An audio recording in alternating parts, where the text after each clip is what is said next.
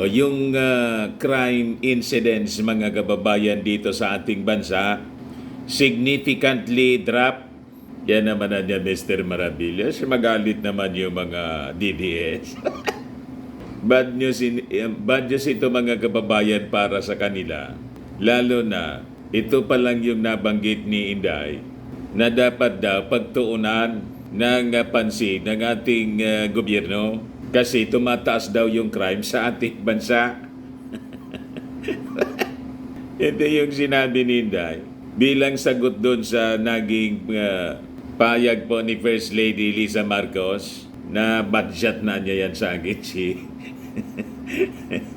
Inday na budget na yan sa akin dahil sa pag-attend po sa rally na nananawagan po ng Marcos resign at tinawag yung ating Pangulong bangag. Ito yung balita mga kababayan ngayon. Crime fell during Marcos administration. Sabi ko sa inyo, mas magaling po talaga ang ating Pangulong BBM. BBM. At walang ejiki-ejiki po because that is the objective ng administrasyon po ng ating Pangulong Bongbong. Ayan ba? Sabi po ng Department of Justice, Marcos admin aims for EJK-free Philippines. Lalo yan manggagala iti Mr. Maravillas yung mga minions ni Maudigs kasi sasabihin nila pinatatamaan na naman yung previous administration. Ito po ang sinabi ng Department of Justice kasi ito naman talaga po yung tamang pamamalakad ng gobyerno. Pero unahin muna natin po yung pagbaba ng crime index po dito sa ating bansa para po yung fake news po ni Inday mabasag po natin. Kasi sabi ni Inday, dapat niya pagtuunan ng pansin yung lalong lumalalang krimen sa ating bansa. Yun naman talaga po yung ginagawa ng ating Pangulong Bongbong Marcos eh. Sabi rito, the Marcos administration has recorded a much lower crime rate compared to the same period during the previous government. Sabi po ng Presidential Communications Office. Talaga niya, Mr. Maravillas, nananadya, tinumbok pa yung previous government.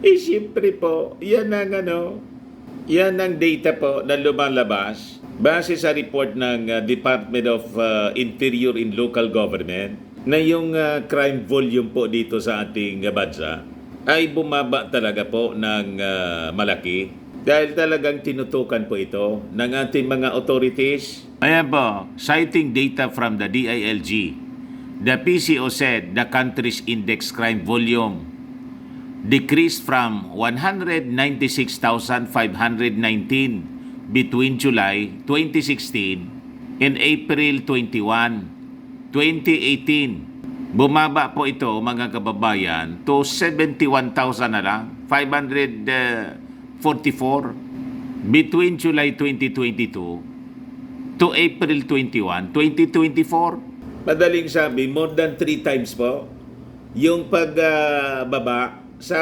crime incidents po. Tahimik na po ngayon ng ating bansa. Taliwas po sa gustong taliwas po doon sa kwento na fake news ng mga DDS. Di ba yun ang laging pinapakalat mga kababayan sa social media? Mga reactions po sa mga vlogs natin. Laging sinasabi po ng mga minions ni Maudigs, lumalaan niya yung droga. Kalat na niya uli yung mga addicts at dumami yung mga krimen. Nakakatakot na niya lumabas sa kalsada. Hindi niya tulad ng panahon ni tatay. Baliktad po mga kababayan. Ngayon po, walang EJK. Kasi wala pong ganun na policy.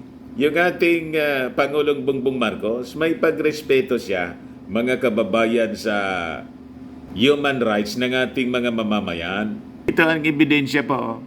Peace in order indicator also decreased for the same periods from 541,917 between July 2016 and April 21, 2018 to 371,000 na lang, 808 801 between July 1, 2022 and April 21, 2024. So almost kalahati yung binawas mga kababayan.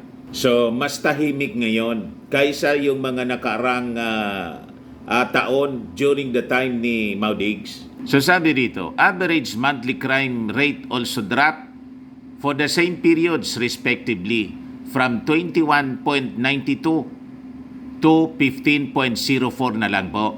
Focus crimes such as theft, physical injury, robbery, rape, murder, carnapping, and homicide also went down from 196,420 to 71,103 or 63.79% decrease. Napakalaki po yung binawas ng mga krimen na nangyayari sa ating bansa. Imagine 79% drop.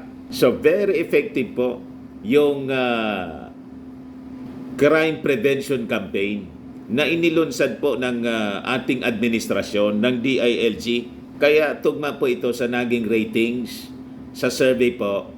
Ang number 1 po na performer, sabi sa survey ng RPMD, yung DILG sa pamumuno po ni Secretary Abalos.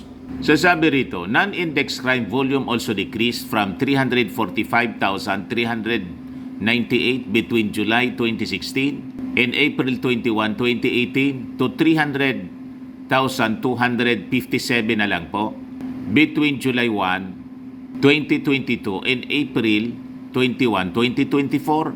Interior Secretary Benjamin Abalos Jr. attributed the lower crime rate to the sustained crime prevention programs, public safety initiatives, and convergent efforts of the DILG and the Philippine National Police. Kita ninyo mga kababayan? So hindi po yun hindi yan nadadala sa yabang, sa mga banta-banta, sa mga pagmumura. Yan ang sinasabi ng mga minions ni Maudigs. Kailangan daw yung tigasin yung leader. Hindi pwede yung lalambot-lambot. Malaman po yun doon sa mga bodabil. Sa mga daldal ng daldalang. Sa actual po na implementation ng effective program, tulad po itong ini-implement ng Department of Interior and Local Government. Kaya number 1 po sa performance yung DILG. Tama po mga kababayan, napaya naman niya Mr. Maravilla sa balita mo, yung mga DDS. O ngayon, at tungkol naman po sa AGK, ang objective po ng ating administrasyon through the Department of Justice, dapat zero AGK. So sabi po rito, the Marcos government is targeting a country free of extrajudicial killing, seeking to end such heinous acts of violence. The Department of Justice declared that it has been actively implementing reforms to fortify the criminal justice system and enhance the promotion and protection of human rights to achieve a 100% AJK-free Philippines. So, importante po talaga na tuloy-tuloy ang ganitong uri ng programa at dapat masustain ito beyond the 2028. Kaya importante po kung sino yung basbasan ng ating Pangulong Bongbong Marcos na kanyang successor, yun ang ating isupport po. Paano niya Mr. Maravillas kung si Inday yung basbasan ng ating Pangulo? Malabo po. Malabo pa mga kababayan sa sabaw ng pusit. By his own admission mga kababayan, di ba sinabi mismo ng ating Pangulong Bongbong, problematika niya, yung complicated. Itong si Inday po, kung in-extend pa ng ating Pangulong Bongbong Marcos yung kanyang term as Deputy Secretary, malamang kahit nga po yung ating mga political analyst, political experts, naniniwala sila. Baka nga po hindi naabuti ng isang taon. After 2025, baka o before 2025, O malamang mga ilang buwan na lang. Tama? Ang indicator po, mga kababayan, yung statement mismo ng ating First Lady, Lisa Marcos. Kaya lang, siyempre, yung ating Pangulong Bongbong Marcos, hindi man siya sinibak agad-agad. Pag sinibak po si Inday, sabi natin, kung tinanggal agad ng ating Pangulong Bongbong Marcos si Inday as Deputy Secretary, di magkakabala po yung mga critics ng ating Pangulo. At sasabihin talaga niyang nagpapatakbo ng gobyerno si Lisa Marcos.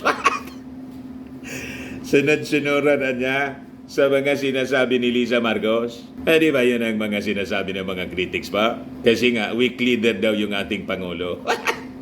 O ngayon, paya sila mga kababayan. Nang sabihin ng ating Pangulo, hindi niya. Pero mag-uusapan niya kami ni Inday. Ewan ko kung nagkausap na po kasi busy-busy yung ating Pangulong Bongbong Marcos sa mga importanteng bagay. Yung pag-ayos ng port ng Batangas, tapos ngayon nandun sa Cebu. Napakasipag ng ating Pangulong Bongbong. Capsule laying ceremony of the Mactan Expo Center. Ganon mga kababayan. Sige lang ang trabaho. Laging kasama po yung yung susunod na Pangulo. Di ba? Laging kasama po si Martin Romualdez siyempre. Kaya grabe pagsilos nila. Ayan po, sabi dyan, sa capsule laying ceremony ng Mactan Expo Center sa Lapu-Lapu City, ibinahagi ni Pangulong Ferdinand Marcos Jr. ang potensyal ng 1.5 billion investment ng Mega World na magdadala ng higit na trabaho at pamumuhunan sa Cebu.